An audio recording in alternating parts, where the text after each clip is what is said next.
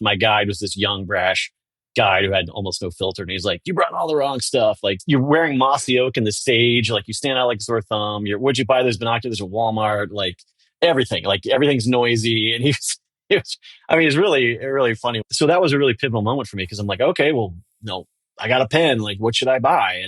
And so there was that moment of, man, I wish I would have known this, before I came on this hunt. Welcome to the LandTrust Podcast, where land, technology, and the outdoors meet.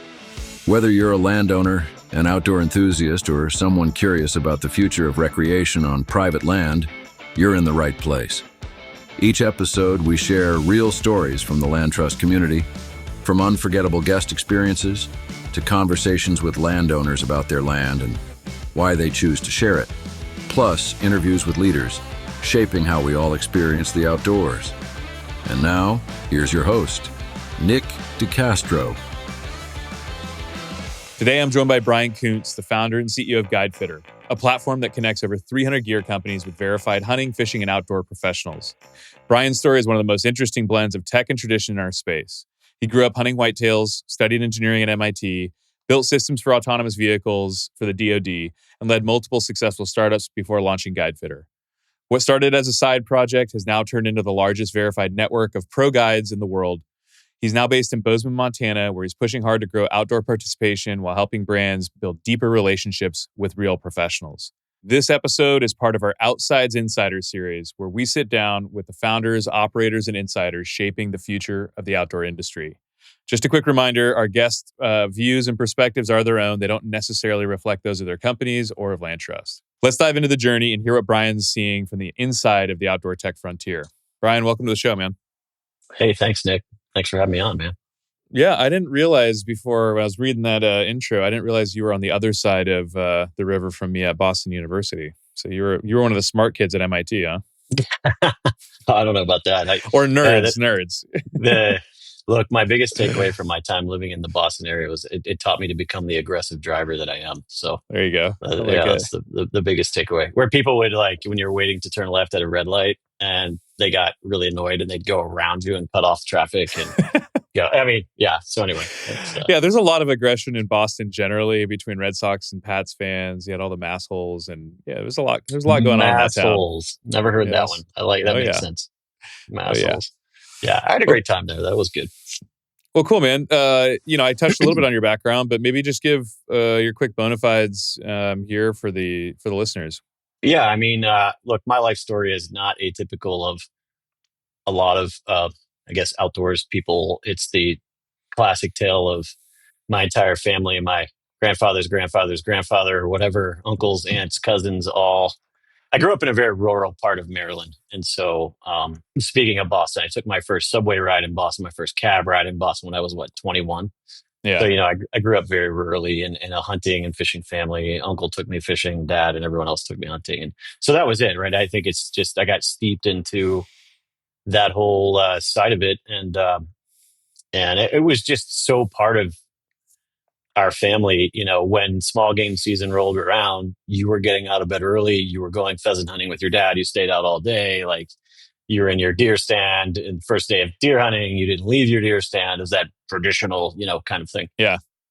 So that's the outdoor side of it all. And then, went to growing up where I did, I went to various, these little conservation camps where they taught you how to build stream barriers for erosion control. And you learned all about tree identification, most of which I've forgotten by now, but all that kind of stuff, all that kind of stuff. And so, and that was Penn State School, which was pretty close where I went to undergrad, but up in the mountains there around State College. And so it was really cool. So I think that those conservation schools were really the first time that the whole sort of light bulb of there's a bigger picture here than just going out and hunting a thing. There's a lot that goes into making sure that thing is actually there in droves and thriving. Yeah. And so that was the seed. And then, went off to school, and my whole college education was all engineering and mostly the software side of engineering, and mechanical engineering, but writing a lot of software. And that was my whole career, but I never really lost thank God, I never really lost the rural hunting and fishing and all that kind of stuff. And these days for me, it's just great to get out and kind of calm the brain, like a lot of people. So, but yeah, and then started some companies in Austin. I joined a pretty fast moving software company right out of grad school, and then some guys that I knew left that company and started their own thing, and I joined them. So I learned the whole like venture side of things and startups, and that just sort of stuck as well. And so that's always been sort of the hybrid nature of me. So Guidefitter for me, after a couple companies later, it was really unique and great for me because it combines the whole wildlife and hunting and fishing and just outdoors in general side of who I am with the software and tech side of who I am. Yeah, I mean, similar. I'm non-technical, but before starting this company, I worked about a decade in early stage technology startups in the marketing and advertising tech space. So yeah, it's kind of similar from my side of things. So for those who maybe not familiar with Guidefitter, why don't you tell them what it is, and then we can get into kind of some more of the industry stuff too. Yeah. So we run a really unique kind of marketplace that involves three major constituents of the marketplace. One, and which is first and foremost, are the outdoor professionals that Nic mentioned in the little intro. So we have what we believe is the largest database of pro hunting guides in the world. I'm pretty sure that's true, and the outfitters, the businesses that employ guides, not outfitter as in the purveyor of clothing and materials, but outfitter as in someone who books outdoor adventures. And so one of the constituents is the outfitters, anyone employed in the outdoor industry, and then some other communities of interest like military and law enforcement personnel, first responders, and so on. So we call those insiders. They have gone through some sort of vetting or verification process through tech that we've built and people and processes on the Guidefitter side to make sure, yep, you really are an active hunting guide in wherever, Maine, right, and you're taking clients out or whatever. You really are a honorably discharged veteran, blah, blah, blah, whatever. Right. So that's one constituent, are these insiders or professionals.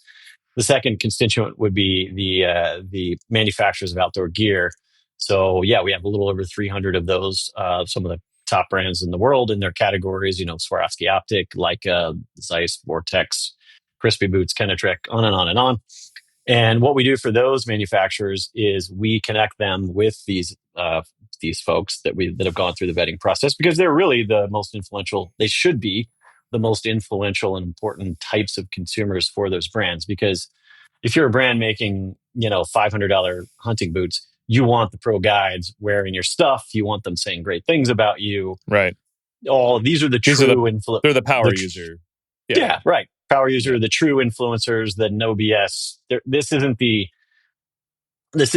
like full-time professional influencer that as a manufacturer you ship some products to. You say, wear these around your apartment for a while.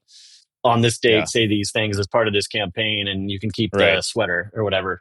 There's a role for that. I'm not dissing that. I think there is a role for that, I guess. But this is a very different type of influencer. So, and then the third constituent are just outdoor enthusiasts. Like the people that may not be a military veteran or may not be employed in the outdoor industry. They're not a guide, but God, they love getting out, as often as they can on a trail or hunting or fishing or whatever. And so, from a business perspective, this is not really that new. The outdoor industry has had these pro purchase programs for a while. Yeah. And when I started the thing, it was really just a big search engine for guides. But then we quickly realized, as we started talking to manufacturers, there's this thing called a pro program or a guide program. And the issues with these programs in the past have been, they've been really broken in ways that really stands to piss off a lot of folks in the sort of the channel, in the outdoor channel. Yeah. I mean, there's the classic joke where if you can fog a mirror, you can get a pro deal.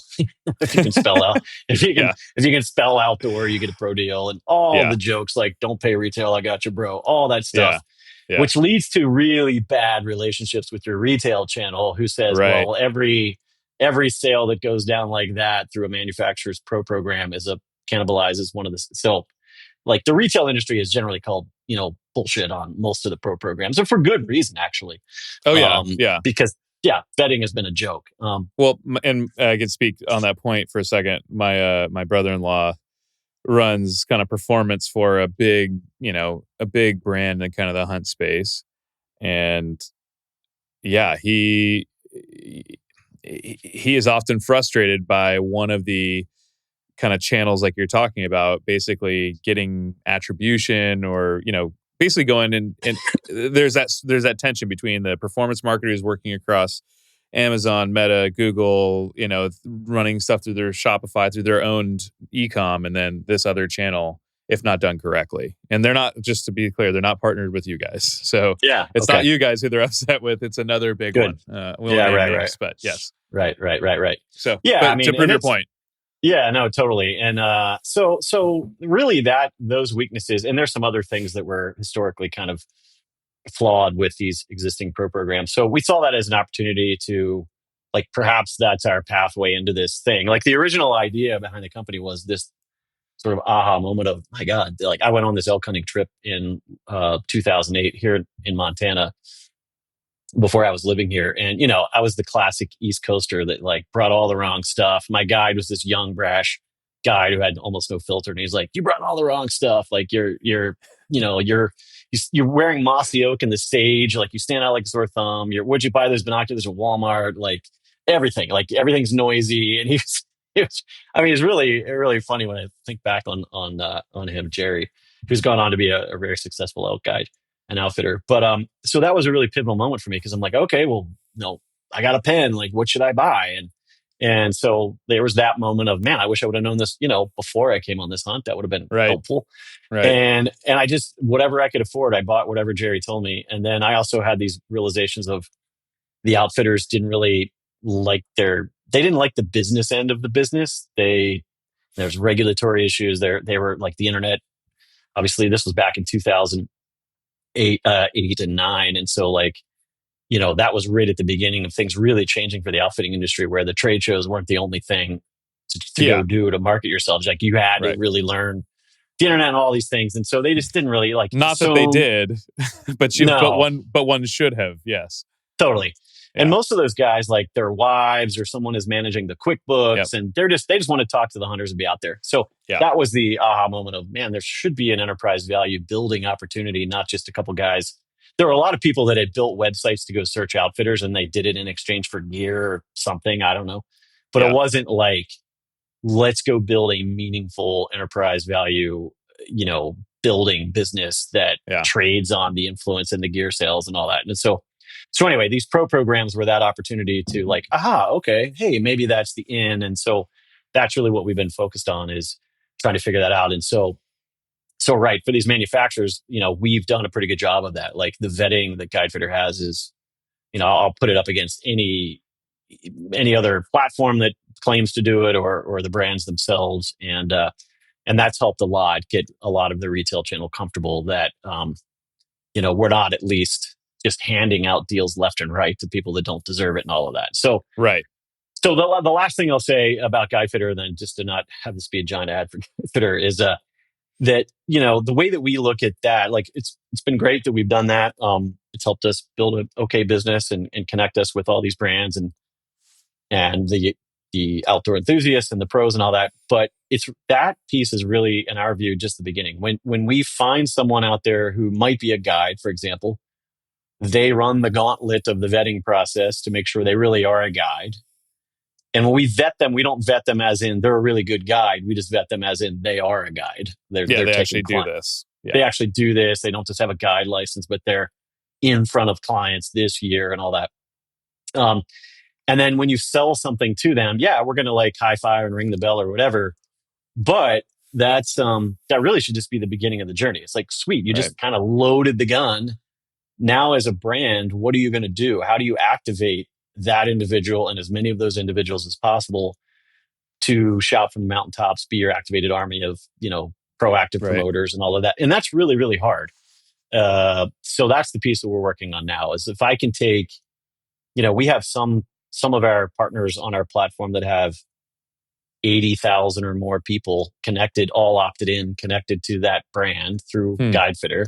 If we can take just some small percentage of those already fans, because they've taken the step to voluntarily opt in to connect with them and all that, and join the program.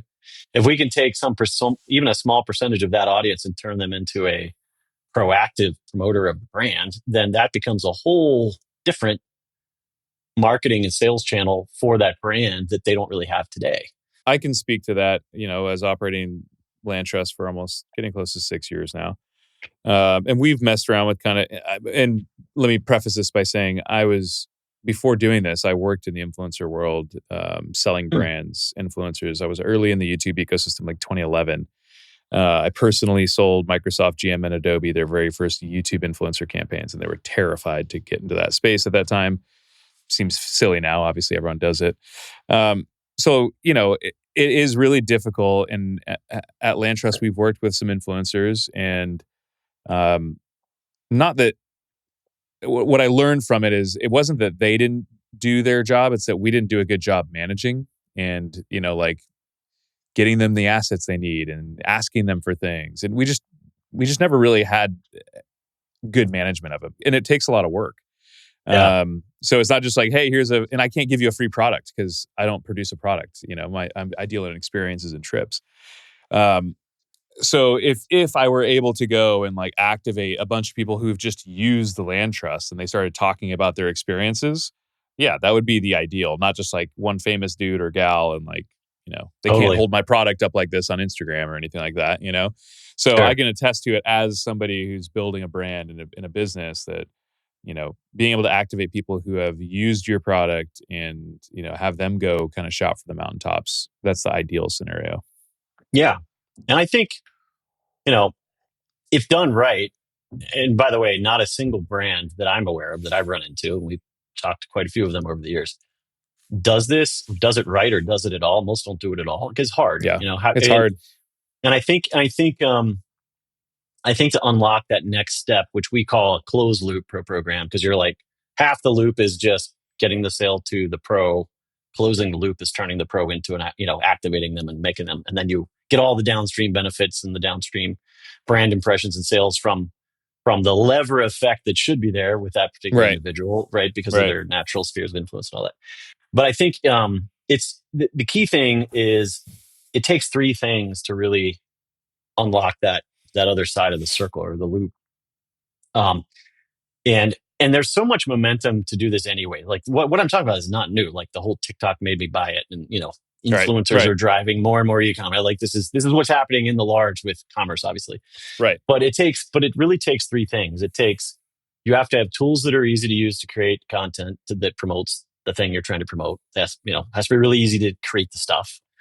There has to be a believable and solid attribution model under the hood to make sure that I'm comfortable that I'm getting credit for that thing. It's probably the hardest thing because attribution in general attribution is very difficult, super tricky. Like if I write an okay review for those hunting boots we were talking about, and I publish it on my Instagram and say, "Hey, come to Guidefitter, check out the review." Someone comes, they see it, but when they're there, they see your review, and your review is like 10 times better. It's got video and you're more believable as a person anyway than me. You're a way more influential guide and I'm not. And then they're like, I'm going to buy based on Nick's review. Yeah, but I brought them there. So who gets so attribution is the whole thing. So easy to use tools, attribution, and then what are the incentives? So it's real easy to make. I know I'm going to get credit. So what? And so that's the third leg of that stool of like creating the appropriate incentives. Am I getting monetarily rewarded? Am I getting a deeper discount if I'm a guide? Am I getting a VIP trip to Vortex headquarters to like tour their awesome shooting range or whatever it might be. Yeah, whatever it might be. So those are I think those are really important things. And I think when all of that comes together, I think that for our little corner of outdoor, and I think again this is what's happening in general, I think it opens up a different shopping modality. Most e-commerce today is really just search-based, right? Yep. It's like, I know it's either very specific search-based, like I want to buy the Kenetrek Mountain Extreme 400. So I go to Google or I go to Kenetrek and I search for those things. Or it could just be, you're way down the funnel. You're like, I have watched hours of YouTube videos. Like that's how I am. Like when I don't really go shopping. I'll do like hours of research and watching videos. And then I'm like, cool, I'm buying that. And I, straight to the bottom of the funnel. Yeah, that's right. Or it could be a little up funnel, which is like, I know I need some new hunting boots. So you search like new hunting boots, you go to Google or whatever. I think what everything I just described enables is a whole different modality, which is just I'm not in the market to buy a thing.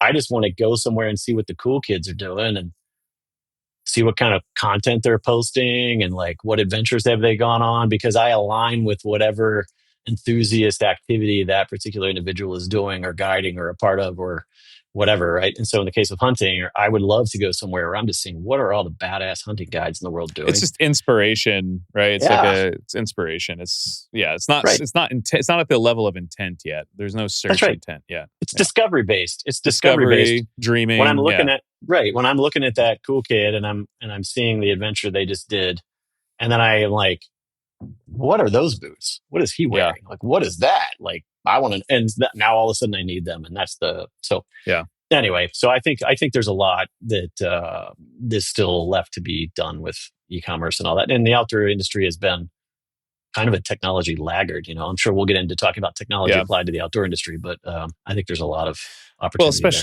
especially when we talk about outdoors, we're not talking about, pink Patagonia vests. We're talking about hook and bullet. Like this show and kind of the space that we operate in is very Yep. much hunt, fish, 2A kind of centric. Generally speaking, doesn't mean we don't touch other stuff, but Sure. Yeah. On the coast, when they say the outdoors, it's Patagonia puffies, and nothing against it. Just is, it's a way to categorize it, right? So Well, and just one thing to add there, I would say that,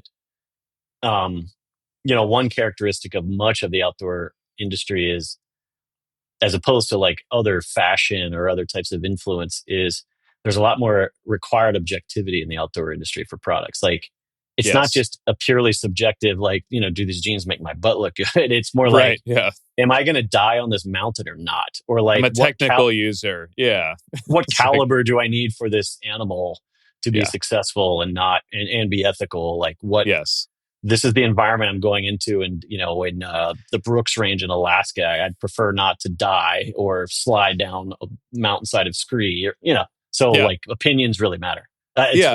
Facts really matter. Facts and technical specifications. Yeah. It's not just a cute, like, oh, I like this pattern of camo. Like, it's just not like that. So it's a great point. And I think, it's funny. I recorded one of these earlier with Dan from Tethered, and we were talking about a few of these things. Yeah. It's just, it's a passion vertical, and people spend money. This is not a commodity mindset. If you're a hunter, it's part of your identity. It's like, that's what you say. Like, hey, I'm a hunter, and when you're selling to and working with an audience like that, one, they're going to be a little bit more than surface level with your products that you're selling. So you got to make sure you're for real. Because you will get called out quickly. But two, I mean, if you build good stuff and you have a good product or service, they will stick with you. And like, what's the lifetime value of a lifetime? And, like I started hunting at 3, and I'll hunt and fish until I can't stand and do this stuff anymore. So, it's not like, I came from the consumer marketing, consumer apps, and like where lifetime value is measured in like 3 months. It's just like a very different world.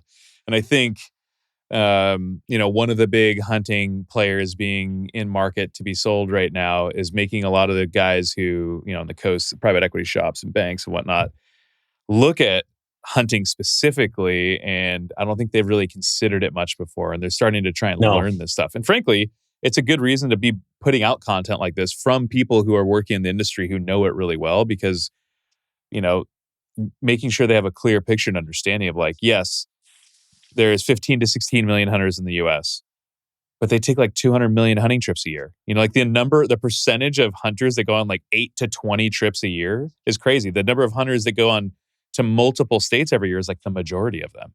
Mm-hmm. So it's this like high drive, high passion, not commodity mindset thinking group of people who do it their whole life, So it's an interesting space to work in for sure. Yeah, I totally agree. I mean, it is interesting to see the venture community kind of continuing to wake up to the opportunity. Mm-hmm. I think when Summit invested in Onyx years ago, I think that woke a bunch of people up. People were like, what the heck just happened? Where is Montana? Missoula, Montana, Onyx maps. Right. Yeah.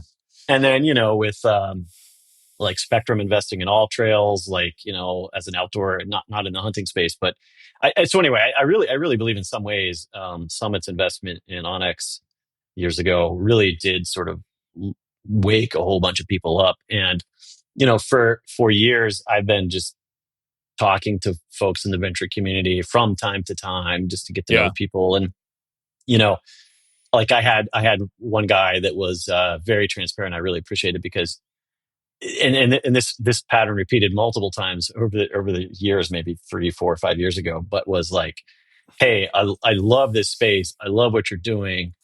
And these are partners. These are not associates. Right. These are partners that are like, and I myself am a hunter, and my God, I see the opportunity, and like this. Well, many folks have woken up to the fact that this industry is sneaky big. It's way bigger than you think when you start to look at TAM and all that. Yeah. And they're like, but eventually I'm going to have to get like the blah, blah teachers union LP to say yes to this. And they're never going to say yes because it's got guns and scary things. And so my hands are tied. But it feels like those hurdles are being overcome because of the gains that someone's going to jump in. If you're not going to, someone else is. I mean, there's a void to be filled. And there's been a vibe shift. This election, there's certainly been a vibe shift. Just new administration. I think we're seeing kind of that shift here. I actually have a really funny story about that exact scenario. I was raising my seed round, and I won't name names, but I was raising my seed round from a prominent kind of like seed fund in Seattle. And the associate who brought me in originally was from Montana. And he's like, dude, I see it. It's freaking awesome. Like this is great. I'm going to bring it in. So anyways, partner meeting. And the gal who runs the fund, I'm 5 minutes in, 10 minutes into my pitch. And she's like, yeah, stop. Like, I'm not a hunter. I'm neutral on hunting. I get what you're doing and we're investing. And I was like, that's still the only time that's ever happened in a pitch, right? I was like, so do I keep talking or what do I do? Yeah. Right. So it was just like, wow, okay, that's never happened. It was, mid 6-figure check probably or more. And then like you get into diligence and all that stuff. And I remember that associate calling me like a week and a half later and be like, dude, I'm like, what's wrong? It's like, we're getting through this, and one of the LPs found out that it has to do with hunting and flipped out, and we can't do the deal. So, like, it's literally happened, to me. I remember that. Like, best pitch I've ever done, maybe, and then just like killed by the LP. So it's crazy the stigma that it can have. I mean, it's all, a lot of it's related to a whole bunch of things in the political sphere that it's like religion. Want to get into. Yeah, it's like religion. So I mean, it's honestly, it's a good kind of segue. And I've a handful of these conversations we've been talking about it too. But in the past, it's been really difficult for hunt specifically, hunt in 2A, so hunt and guns, to have any sort of presence digitally. Like to advertise on Facebook, Google, Instagram, etc. So, that's one form of like kind of like canceling or whatever you want to call it. But, have you guys experienced that? How have you guys kind of navigated it?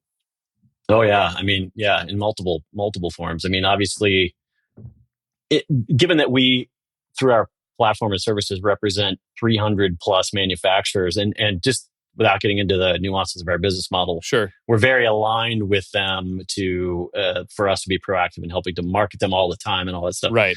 So, we run into all the obvious stuff like trying to advertise on the Meta platforms and other platforms where we constantly, trip over the terms of service about, you can't put guns or anything related to guns. And the more algorithmic that those rules became, with it's not just the creative in the ad itself, but the algos will traverse the landing page URLs and see what else is on the site, right? And then it's like, sorry, like even mentioning Swarovski, for example, or something like that. I'm just using them as hypothetically, but it's like so many people, bird watchers, will use like high-end glass. Yeah. But nope, if somehow on the website we find it somehow related to guns, it's denied. We had ads that were denied on the Meta. Because we got this kickback and it said, sorry, we do not support ads that promote smoking. And we're like, what are you talking about? and so we looked at the ad and it was a guy, no weapons, no bows, no guns, no anything, but it's a guy in camo with a windicator. You just pop the windicator. So there was Oh, like yeah, yeah. For people who don't know what it is, it's like a little eyedropper bottle that has baby powder or some sort of powder, and you squeeze it, and it tells you which way the wind goes. the wind direction. Yeah, wind Yeah. indicating the way. So anyway, so we run into that, and that's like Wow. whatever. And but then I would guess I would say the most egregious thing that happened to us, and this has been a number of years ago now, is so we have a native iOS app and a native Android app for the community shopping, everything, all things Sure. Guidefitter, and so it got pulled from the Google Play Store. Wow. And citing a violation of terms. And one of the challenges with these big platforms is it's very, very hard to get any sort of a straight answer as to exactly why. You just get there's not a phone number. Google doesn't have a phone number. So I dug in. So I I was like, all right, so there was an appeals process, and finally I got connected to a human over email. And wow. and I, whatever. So I emailing back and forth with this human. I'm still not allowed to call or actually, real time chat with said human. So anyway, and the short version of this is the back and forth with this person. This person had said that our application and company promotes violence. Put us in the same category. At one point, I was like, well, I mean, yes, hunting can be violent, but so if everything goes well, so is boxing, but and anyway, and he's like, and then the next volley was like, yes, your application falls in the category of applications, and he like sort of copied and pasted this whole thing, which was like eating disorders, suicide, promotion, choking sports. I'm like, oh, what? Okay, well, that's interesting, and all this stuff, and I was just like, what the? And then at the end, the icing on the cake was, and frankly, it's just offensive. Wow. So I was like, okay. So my volley back was, sounds like fill in the blank name. Yeah. It's offensive. Is it offensive to you personally, or is it offensive to the 39 million Americans like these people? And I shared pictures of like grandmas with their grandkids holding the first trout, like the proud owner of a hunting dog, sunrises, like hunting camp, like all the family and values. And I'm like, and then magically after this, then by the way, this was like a 3 to 4 month process of the back and forth. Wow. So you were delisted for 4 months. Yes. Right. So finally at the end of that, the person I was working with no longer like left the chat, and someone came in and said, hi, I'm the manager of whatever, just to let you know your app's been restated. No explanation. Just so yeah. So like that happened. It's the stuff we deal with. It's crazy. Absolutely crazy. And you guys have never had any payments issues?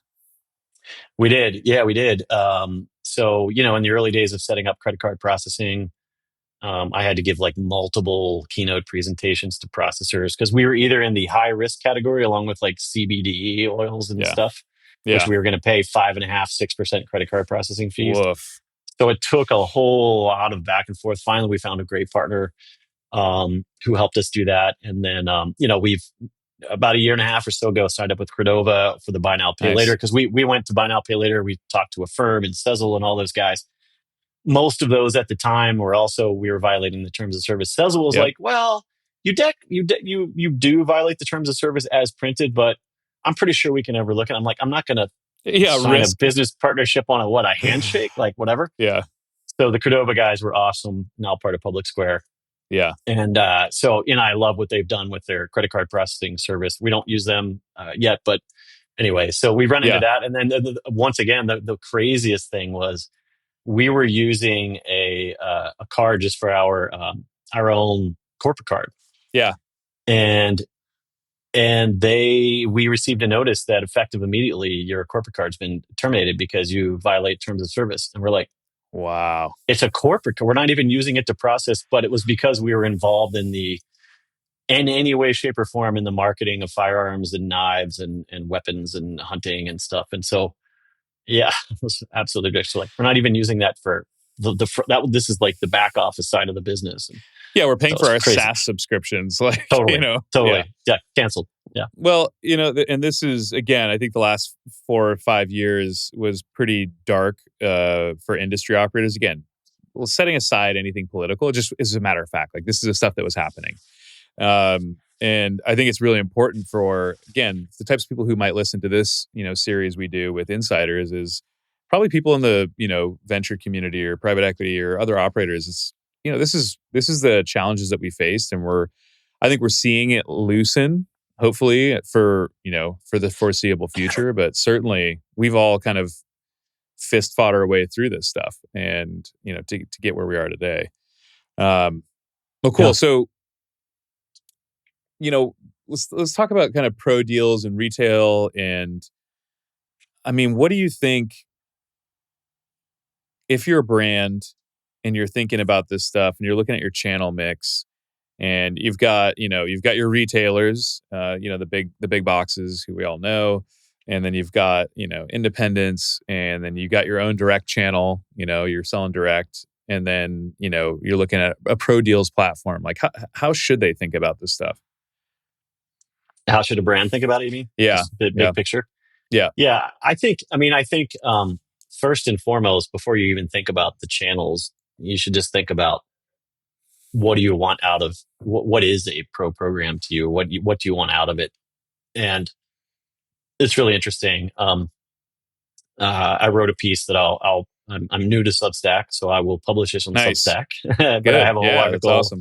Speaking of Dan Chumbler, I sent it to him when I first wrote it a couple months ago, and he gave me some good feedback. But great. But I think so. Brands should first sort of, before they even, if they're going to revamp their pro program, or they just want to rethink it or think about it from the beginning, it first starts with, like, what do you want out of it? And most brands, for I would say 90+% of all of our 300+ partners, the pro programs are run by the sales organization. And like solely, maybe with a little bit of participation by marketing. And I think there's a lot of historical reasons for that, because it touches selling a thing. So the sales folks are going to get involved. And also because of the historical problems that we talked about with retail, the sales folks wanted to be right there to make sure that they're controlling the narrative with the retailers. And if there's ever an issue, they can jump on it, like, all that kind of stuff. So in that respect, in many companies, the pro channel is treated purely as another sales channel. It's just a wholesale-ish. It's a wholesale-ish sales channel, and there's a number associated with it. Whether you're an e-commerce executive, it's also just a number, or a channel executive, or a hybrid. Right. And so that's still to this day how most of these things are governed internally. I think that the best way for, if I was consulting with a brand, I would say, let's just set that aside for the moment, even if that's how your company is operating it. Think more holistically about the potential. Like, let's look at the end goal, which is, if you had an army of real authentic people doing real authentic stuff that can talk about your brand and your products in a way that you can't, that they have their own voice, and they're not going to get in. They're not going to say it's the blah, blah carbon fiber fishing net with the anti-tangle. They're just going to say, man, I take clients out on the river all the time, and this $300 net just works.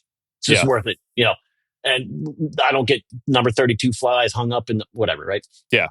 And so if you first have to believe that if invested in properly, that can become a very strategic concept for the company. And from a brand building perspective, marketing, yeah. Do you want to be seen, right? Most brands would say yes, but like, if you want to put the energy in to be seen as the brand of choice for professionals, every brand will want to do that. They just don't do it right? It's like, I want to be seen as the brand of choice for professionals. In the early days, Sitka Gear did a great job with this. There's been a few brands that have done it better than the rest, right? Yeah. So when you start orienting your brain that way, then you realize, okay, really there should be a lot of internal stakeholders involved in the operation of a properly run pro program. Sales should definitely still be involved, because you do need to make sure that this is communicated properly with the channel. If you're running omni-channel, which most still do, even the ones that were only direct to consumer, like look at First Light, that's now not just direct to consumer, and there's rumors that others may be doing that. And so you have to have the sales folks involved. There probably is still a number selling directly, but marketing looks at it very, very differently, right? Sales looks at it as, I sold something to that pro, the bell rang. Yeah. See you later. That contributes to my quarterly number. Woohoo. On to the next one. Yeah. Marketing looks at it and says, well, wait a minute. Even if we broke even on that sale and made no margin, or even if we actually ran at a slight loss on that, I now have loaded the marketing gun and I have access to these very influential people that I can now leverage in an appropriate way and turn them into a voice for the brand. And I can, I can access them. I know who they are, and they're using my product. My God, like imagine that.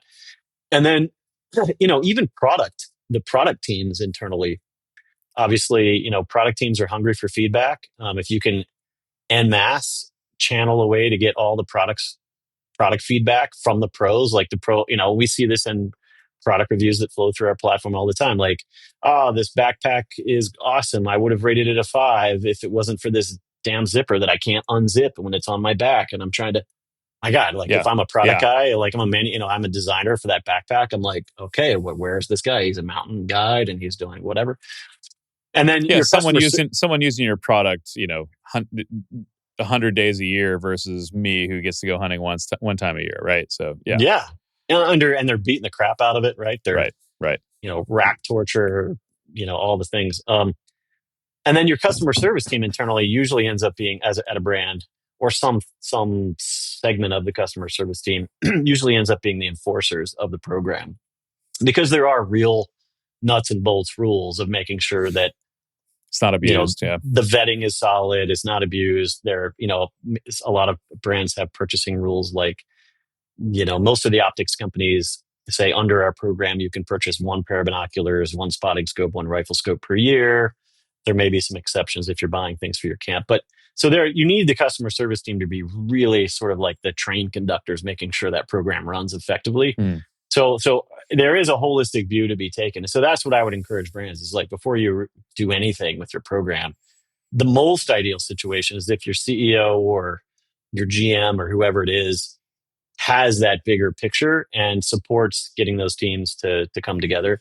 And the best partners we have, the partners that do the absolute best on our platform and with us, are the ones that have a marketing point of contact and a sales point of contact investing in the partnership, because they bring a different perspective to the table. It's pretty interesting.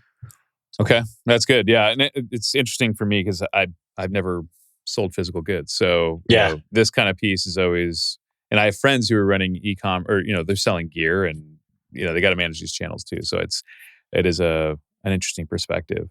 All right. Well, let's talk digital. Let's talk digital outdoors. And I've written a little bit about this, and we're all in kind of a group chat, and other founders and CEO people that I bring on here, just like yourself, and we have these kind of conversations about what's next. Framing it kind of like the big. Again, we're going to talk hunt, fish mainly. The big kind of outcomes, the multi-billion-dollar businesses have traditionally come from rolling up gear, right? Manufactured goods, whether it be the Vistas of the world, GSM, Pradco, American Outdoor Brands, whatever. Just like it's kind of a playbook, right? Hey, we're going to go and roll up a portfolio of these hunting goods or fishing goods or whatever it might be. Streamline the back end, retail, all that kind of stuff, right? But now we're entering kind of this new era where now we have what we call like digital outdoor companies, companies like, you doing e-commerce and putting together, a guide network and wrapping community like what we do with trips. We're more the do-it-yourself side. Maps, companies like Dustin's with Mountain Tough, where people are, subscribing to get themselves in shape fitness for hunting. Stuff, Fitness and right. But all these are digital businesses, right? Yep. And historically, none of the big guys, none of the manufacturers or retailers have ever really figured this out or touched it. There's been a couple. Right. I think GSM bought Hunt Stand. But there's just not really much going on from that side, the traditional kind of incumbents on the gear side. So I'd be curious to get your perspective on what the opportunities are on the digital side in the outdoor rec space, specifically the hunt fish side. Yeah, I mean, I think it starts with really realizing that, especially hunting and fishing, I mean, somewhat with hiking and other like outdoor general activities, but especially with hunting and fishing. And it's a very unique sort of outdoor activity because it touches so many different stakeholders in the large, right? If you think about all of these types of entities and therefore the types of information, we'll get back to the information because that's the important part. First of all, I need a license, and that license is regulated by whatever state agency that I plan to go hunt in. Okay, so I need to get a license. There's digital information there, right? I need to procure it. There's an e-commerce element. There's a digital element. There's a who am I element. There's a did I take hunter education, much of which is conducted online now. So there's information there, all digital information, right? And then, so anyway, okay, I got my license and then I might need a permit to access the trails, whatever. Okay, cool.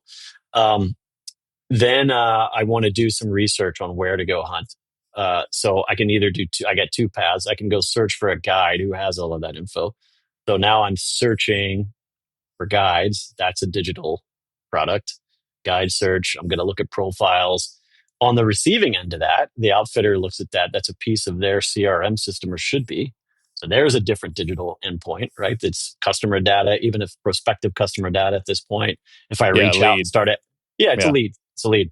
So I start asking questions. Now I'm in their system. There's got to be some system to manage. So there's companies out there like Guidesley and Mallard Bay and all those guys that do that. There's companies like Brant Information Services that do all of the GovTech stuff to manage all the license provisions and camping ground permits and all that kind of stuff. And the search engines like Guidefitter that help you find guides and stuff like that.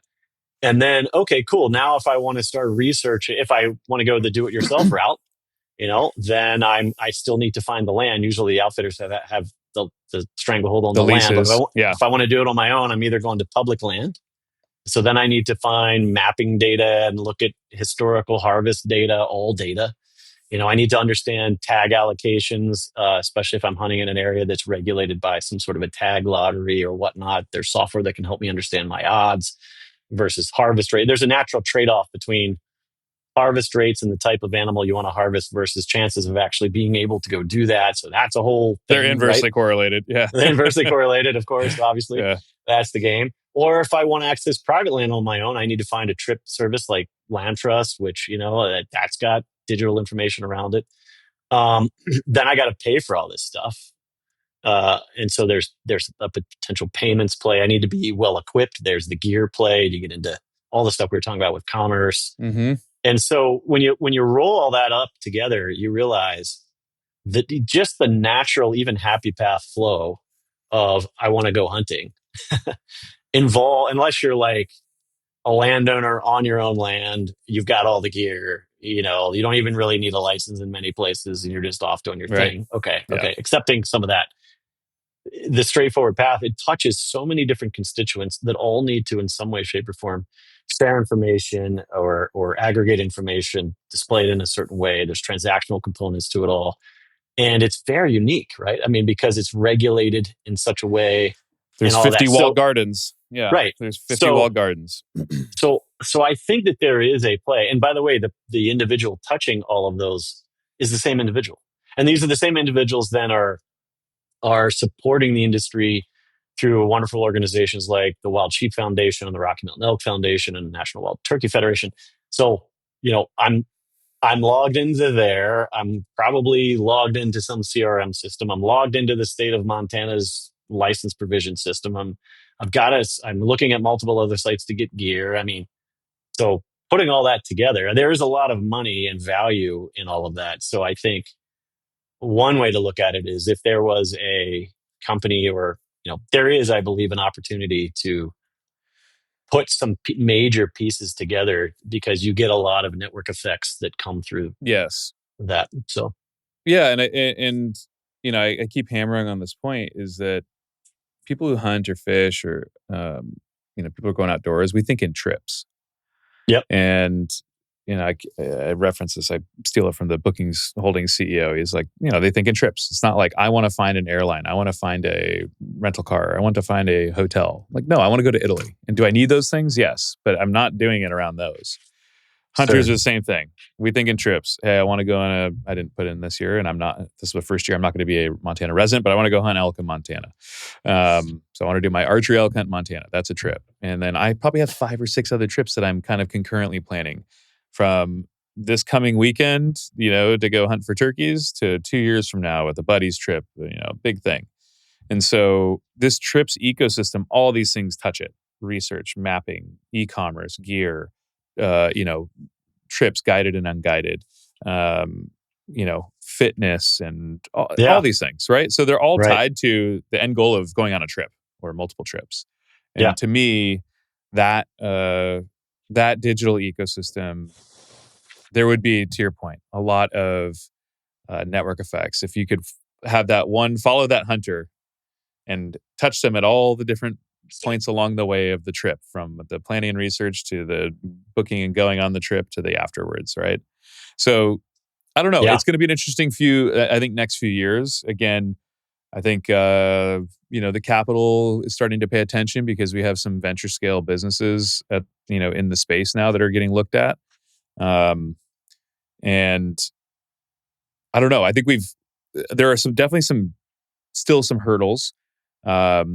I had Matt from Base Map on a while ago, and we talked about even, open source, the concept of open source in this industry. Because, you have 50 different states, and we're just talking about the US, that have 50 different systems for selling hunting licenses and fishing licenses and doing units and all the regulations. And they're in freaking PDFs, or, Colorado, they literally have hieroglyphics in their hunting thing. There's bear paws stamped on units now. And it's just there's got to be a better way. There's got to be a better way where we can just standardize, this is what a hunting unit is. Even saying hunting unit. Well, is it a hunt district like Montana? Is it a game management unit? Is it a zone? Is it an area a WMU? Right. WMU. Right. So this is what the OTA industry got right, is they standardize things. This is a unit of lodging, it's a hotel room, right? So it's cool, let's put rails. And even the camping, campgrounds have done this. They've standardized, Camp Spot has gone out and this is a unit that can be booked, right? And we use this specific terminology, and the industry all buys into it.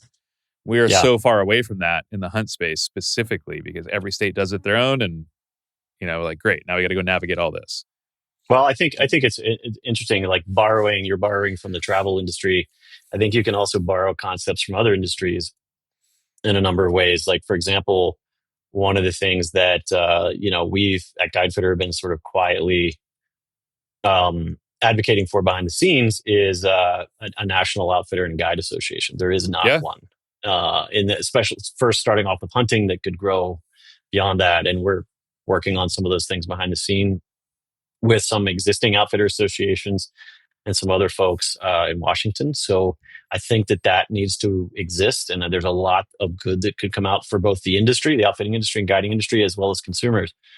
And then you think about things for example, for the consumer side of the equation, the real estate industry is another great thing to look at, right? There is one of the things, accepting the recent, anti-competitive stuff that the National Association of Realtors got themselves into with that whole settlement. So accepting all of that there's the concept of, an endorsed real estate listing, right? There's this listing. It means something to be a listing in the multiple listing service, or it should.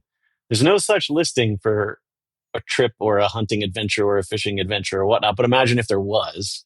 Yeah. This is an endorsed trip. It has certain things that to be true. The person doing the listing, standardization, is a good person. It's standardized. It's got all the things that are meant to help make it easier for consumers and also protect them. With the code of ethics behind the outfitting industry and all that kind of stuff, which doesn't exist. So anyway, that's a whole other corner of things, which I think is an interesting thing to talk about. Yeah. Look, the space is ripe. We definitely, I would say hunt specifically, it's been a laggard from a tech perspective, the hunting industry. Although I think, there's companies out there like us and you guys and, some of the bigger players out there that have worked hard on it and I think are bringing modern solutions to market. But certainly historically, we've kind of been laggards. And I also think that you see this a lot in passion verticals. It's I love to hunt and fish. So I want to go work at a hunting, I want to start a hunting company. Yeah. You know, I Right. don't ever, Brian, I don't know how much you hunt. I don't really hunt that often. No. Yeah. It's the cobbler's son has no shoes kind of thing. Yeah. Yeah. So, but Right. you see a lot of that. Same thing with like snowboarding or any of these other passions where you're just like, oh, I want to go do that because, they think that all we do is hunt and fish.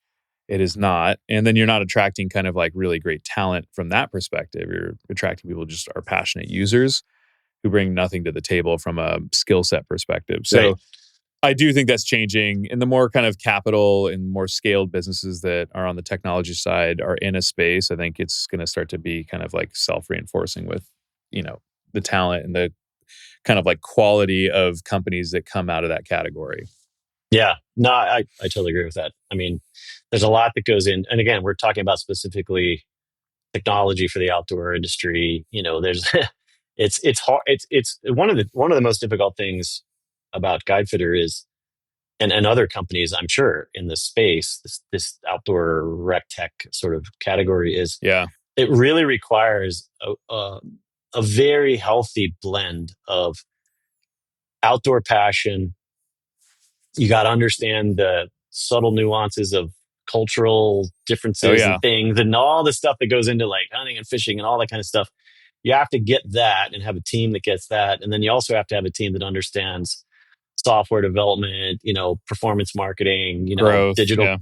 conversion funnels, growth, and all that kind of Yeah. stuff, right? And those two, it's rare that you find the same set of same individual that has all of those in one. So therefore, you got to get these teams to talk to one another, and finding people that are like really dialed that can talk to an outfitter all day and like become their best friends.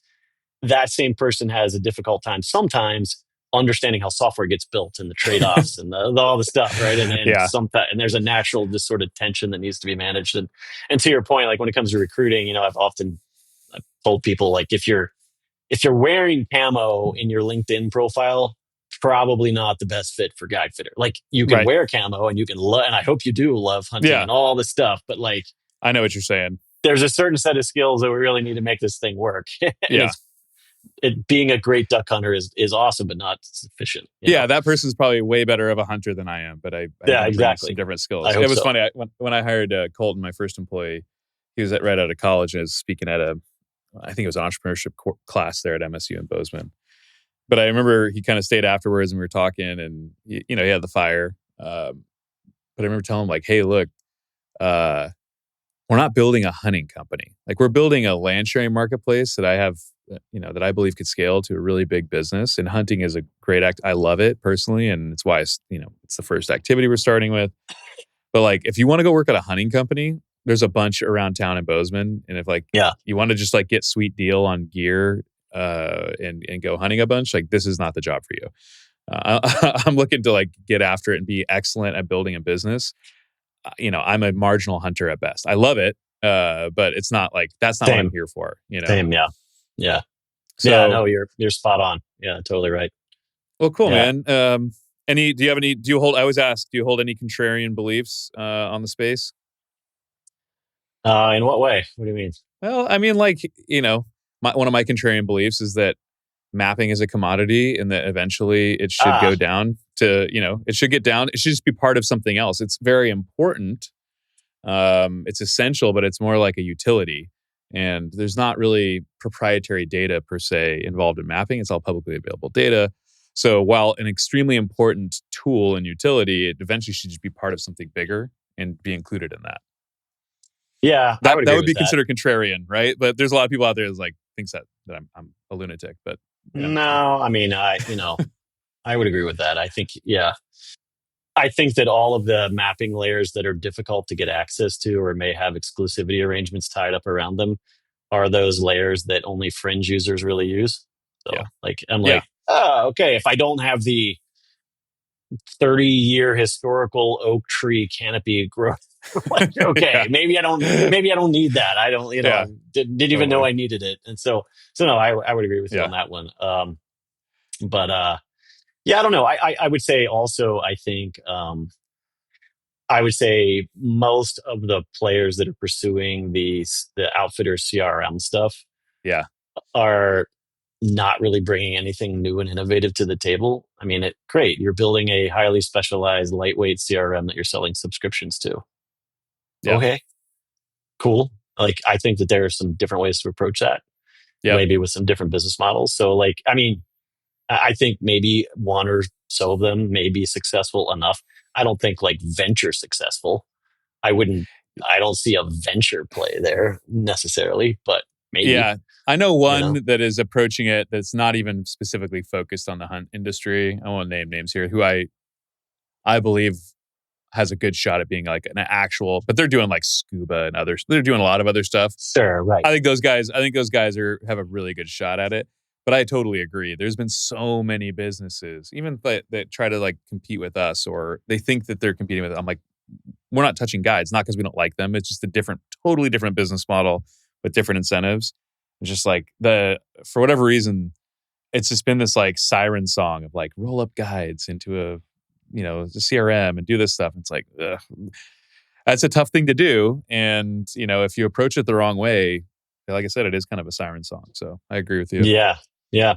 It's also interesting to me. I don't know if it's a contrarian view per se, but just an observation that as we go out on the brand side, we run into, a number of brands that they have the position of, hey, I want to control everything. I want the guide program to be 100% internal because I need to know who these people are. I need to have their email addresses. One, I need to have their email addresses because there's some sort of metric that my private equity firm that I've been talking to says the more email addresses you have, the more valuable you are. I'm like, okay. Yeah.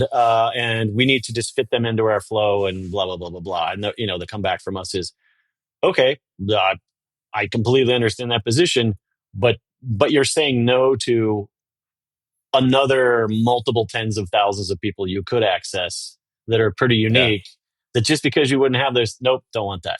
So that's Yeah. always really interesting to me. I'm like, interesting. So that control, even on a smaller scale, is somehow way more valuable. And I'm like, well, you already have that. You don't have these other things. So I think that some brands get maybe stuck, or maybe it's just that I'm not an insider there. I don't fully understand what their angle is or how they think about that business. But that's always been a interesting moment to me. I'm just like, yeah, interesting. Well, it touches on something. A thread in there was like the private equity shop, and this is one of those things that we, look in Bozeman, we know a handful of businesses that were brought in, under the fold through either publicly traded companies or private equity shops. And, Mystery Ranch just got bought, and they're going to disappear. Mystery Ranch as a brand won't exist anymore, maybe for the military application. Probably not. Yeah. Right. So it's just going to be Yeti packs, and that's gone. And how, what will the quality be like? Certainly the soul, you look at Stone Glacier and, a hyper enthusiast company and great product that has kind of just been like butchered, frankly. And again, these are insider conversations that we're putting out. So whatever, we'll name some names. But yeah, sure. It is unfortunate to see that kind of thing happen to some brands that had huge I won't say huge cult followings, right? Those two brands are very Western, and Western markets are not as big as Eastern markets, but still like these enthusiast passion brands that get gobbled up, and then just the classic private equity playbook thrown against it.